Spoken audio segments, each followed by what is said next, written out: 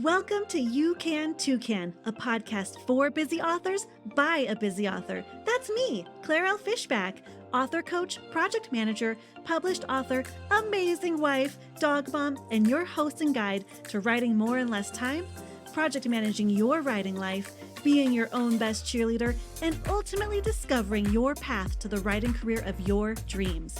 Get ready to spread your wings.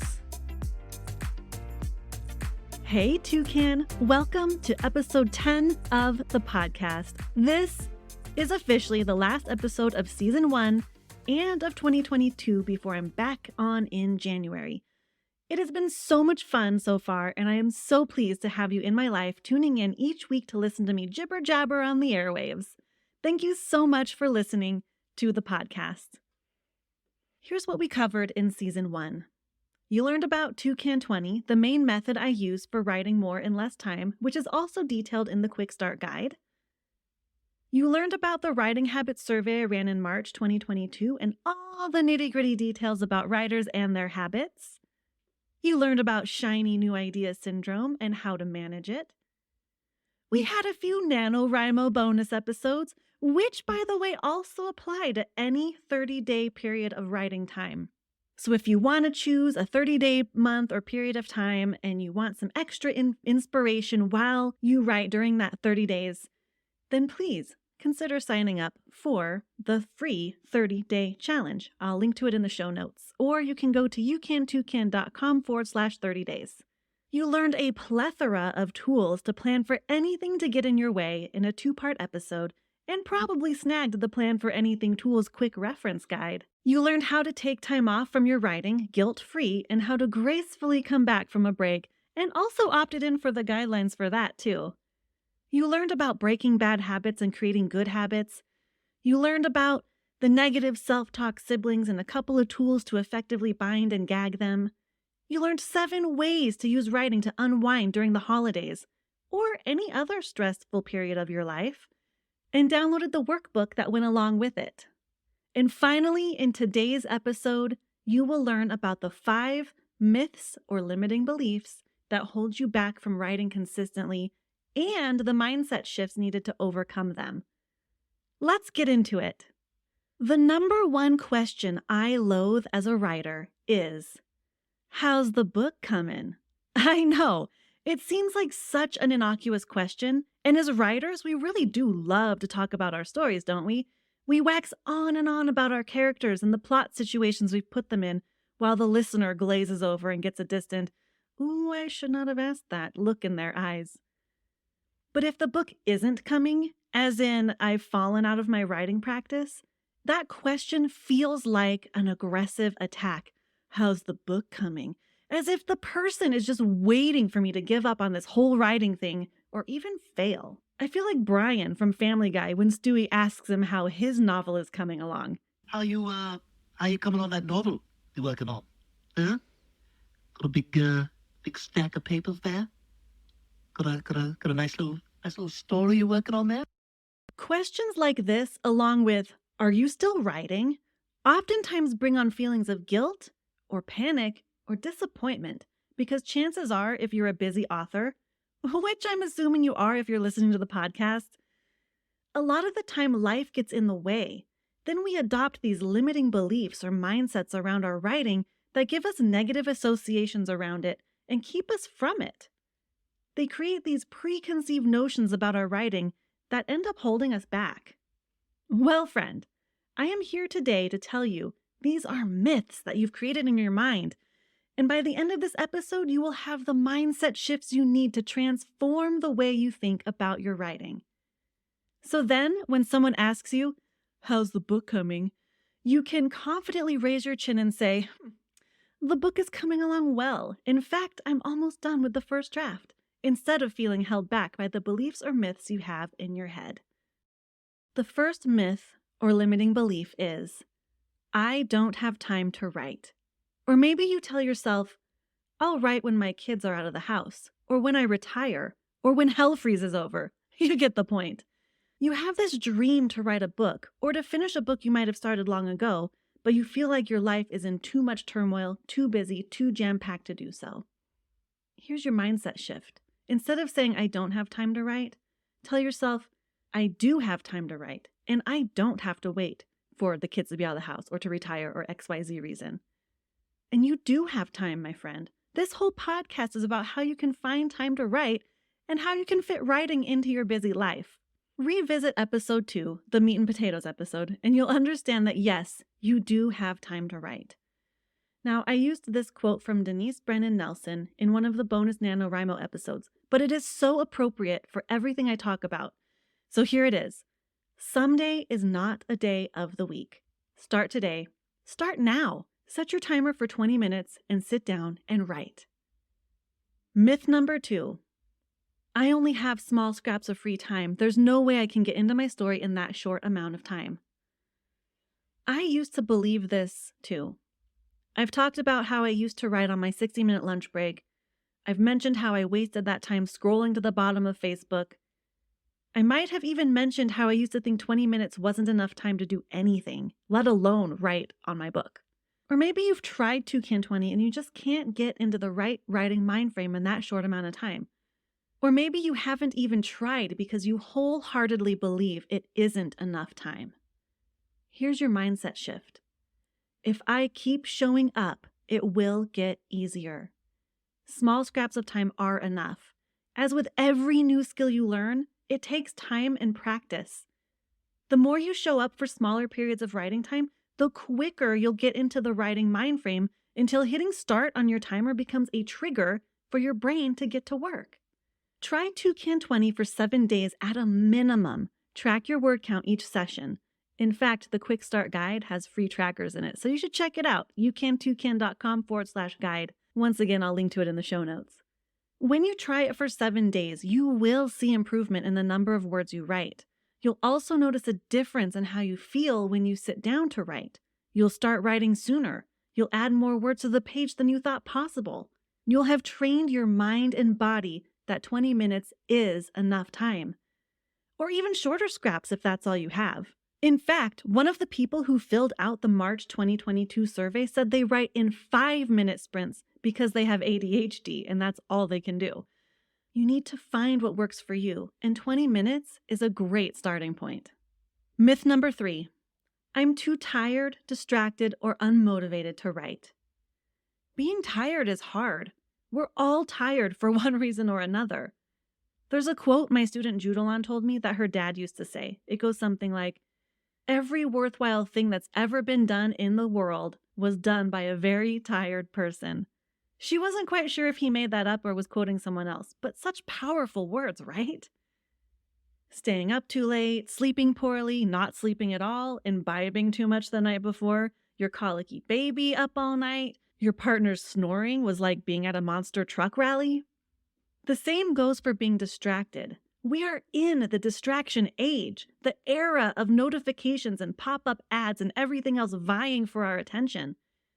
Not to mention the things in our real lives, like stress from our day jobs, or maybe something else is going on that's distracting you, and that's even a little more different.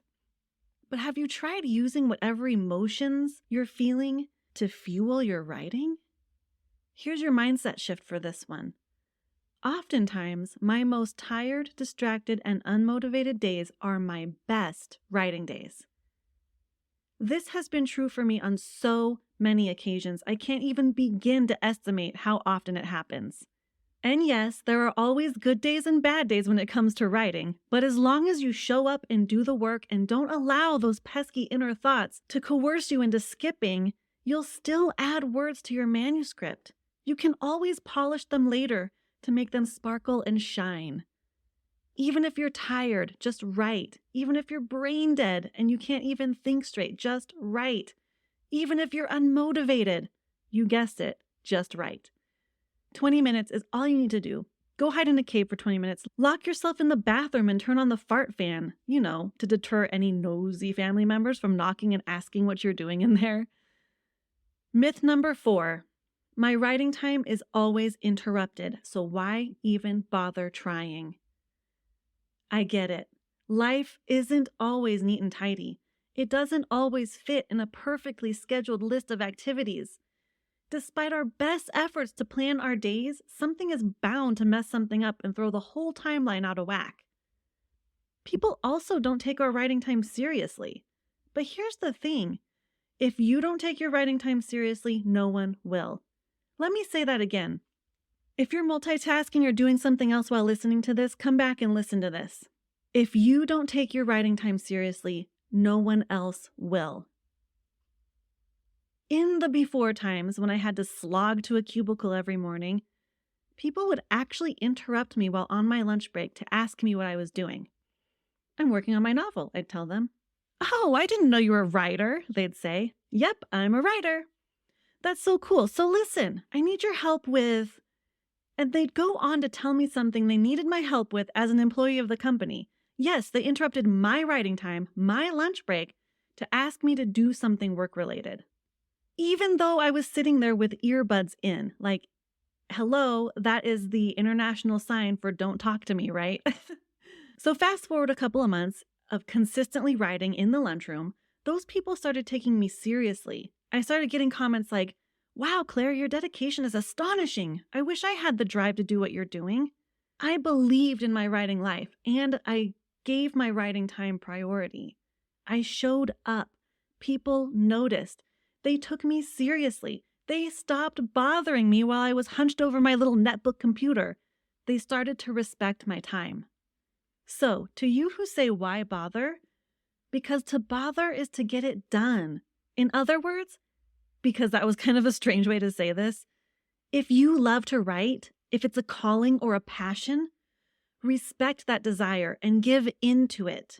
Here's your mindset shift to help with this. I can plan for distractions and interruptions by showing up when I say I will and as often as I can. As a result, people will take me seriously as a writer and learn to respect my time.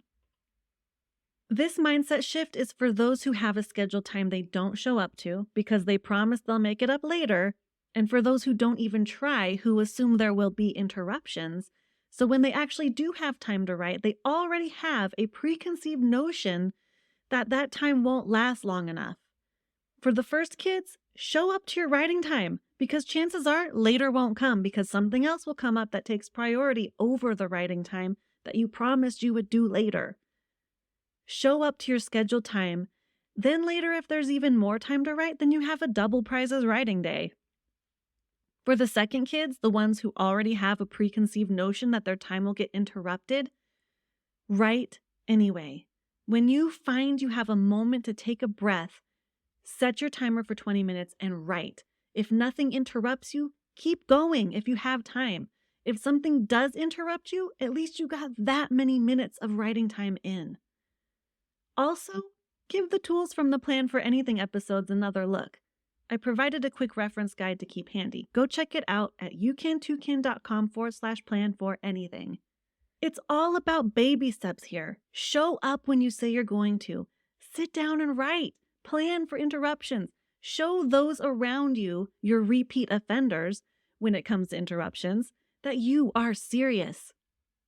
Your writing matters to you. Before long, they'll understand. They'll respect your time. They'll see you hunched over your computer or notebook or stone tablet, and before they even open their mouths to interrupt you, they'll nod to themselves. There she goes, writing the next great American novel. Their eyes will glisten with proud tears as they turn away and let you have at it. Myth number 5. I don't even know where to start. Writing a book is too hard. You, my friend, are absolutely right. Writing a book is hard. Starting a book is hard. Writing beginnings is hard. Some people say, start on chapter 2. But if you're a pantser like me, I don't know what chapter 2 even is yet. The key here, though, is to just start somewhere. If writing a book was easy, everyone would be doing it, and the bookshelves would be even more saturated with amazing stories. Or, let's face it, utter garbage, but mostly amazing stories. The difference between those who long to write a book and those who actually do is passion, desire, and dedication. So tell yourself, when you find you're saying, it's too hard, I don't know where to start, tell yourself this. I'll tell the story the best way I can. Showing up when I say I'm going to show up or every day will make it easier. If you're just starting out with a burning desire to write a book, this is for you. You do know where to start. Do you tell stories to people at parties or when you're catching up with your friends? Do they enjoy your stories? Then you know where to start. People who want to write a book usually have a story or an idea they want to share with the world through prose, or they've been inspired by another person's books or stories. Just sit down and start writing, okay? Start by writing down the idea as if you're telling it to your friend. You can even start this session, the writing session, with, "Hey, I have this great idea for a story. It's all about," and then go on to tell your friend about the story. I call this a narrative summary, and sometimes I'll begin a new book project by telling myself, "Here's the idea and everything I know about it." You could even record yourself telling your trusted friend. I'll have a future episode about what trusted friend means, the story idea, if that helps. Once you get your narrative summary down, you can start to put things into some kind of order. You can see the shape of the story, the bones. You might even be able to picture who the main characters are. They may have already become real people to you. Knowing a little about the people involved in the story, you can begin to flesh out the scenes, add some dialogue, some conflict. And, you can always hire a coach to help you. That was a completely shameless plug, wasn't it? Despite the over 1 million words I've written and the folders full of novel-length manuscripts taking up space on my hard drive, every time I start writing a new book, I'm reminded of how hard it is. And there are days where I wail to the ceiling, "Why am I doing this?" It's hard, okay? It is. But the thing is, we just keep going. This is the nature of doing creative work, of tapping into these parts of our minds that aren't always easy to access. It's calling upon and believing in external higher influences like gods or muses or the universe in general. You can't see imagination. Creativity is intangible. The only proof you have that you're even doing anything is your word count tracker and the satisfaction of adding words to the page. Tap into that feeling whenever you feel like this is too hard. And always, always, always remember your why. Why do you want to write? Why do you want to write this story? And what is your end goal for writing this story? Knowing the answers to these questions will help you keep going day after day, especially when all you want to do is pound your head against the desk and cry about how hard it is. So, set your timer for 20 minutes. It's only 20 minutes, and just start somewhere. And then just keep going. So here's a quick recap of the myths and mindset shifts before I launch into a very special announcement. Myth number 1, I don't have time to write. Mindset shift, I do have time to write. Because all you need is 20 minutes. Myth number 2, I only have small scraps of free time. There's no way I can get into my story in that short amount of time. Mindset shift, if I keep showing up, it will get easier. Small scraps of time are enough. Myth number 3, I'm too tired, distracted, or unmotivated to write. Mindset shift, oftentimes my most tired, distracted, and unmotivated days are my best writing days. Myth number 4, my writing time is always interrupted. Why even bother trying? Mindset shift, I can plan for distractions and interruptions by showing up when I say I will and as often as I can. As a result, people will take me seriously as a writer and learn to respect my time. And finally, myth number 5, I don't even know where to start. Writing a book is too hard. And here's your last mindset shift. I'll tell the story the best way I can. Showing up will make it easier. So there you have it. 5 myths and the mindset shifts to overcome them. For ease of reference, I've put together a little guide for you. Simply head on over to youcantoucan.com/myths to grab it. I will link to it in the show notes. I even have a place for you to brainstorm any other myths you tell yourself about writing, as well as a place to shift your mindset around those beliefs. I'd love to hear what other things your mind tells you when it's time to hit the keyboard or open your notebook or pull out your stone tablet. Use the question form in the show notes or visit youcantoucan.com/questions to let me know. If you're struggling to reframe the myth into a mindset shift, perhaps I can help you.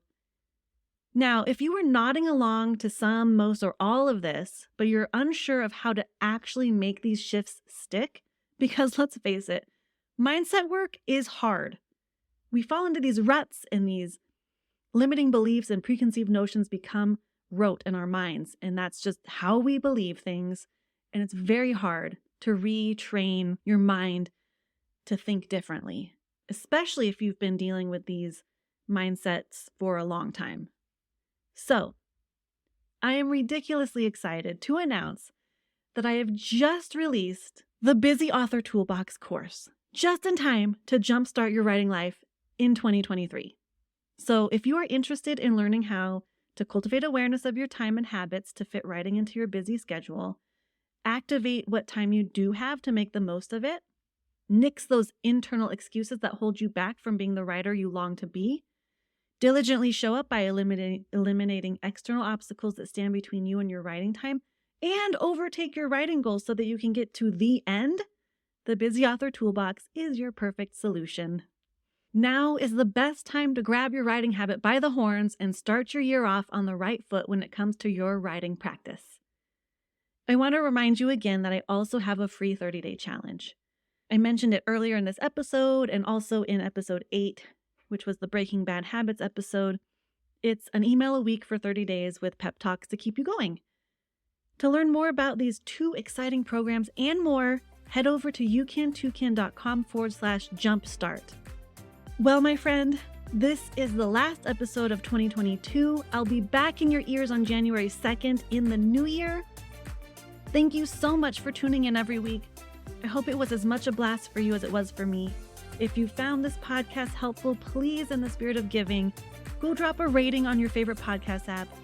Or if you're feeling extra generous, leave a few kind words too. Or even extra generous, just share it with a friend. I wish you a very merry holiday season and a safe and happy new year. Set your timer, go write. Thank you so much for hanging out with me today. I really hope you learned a ton of stuff from this episode. If you like what you heard, please consider sharing this podcast with your friends, or better yet, leave a review so amazing listeners just like you will find me. Set your timer, go write.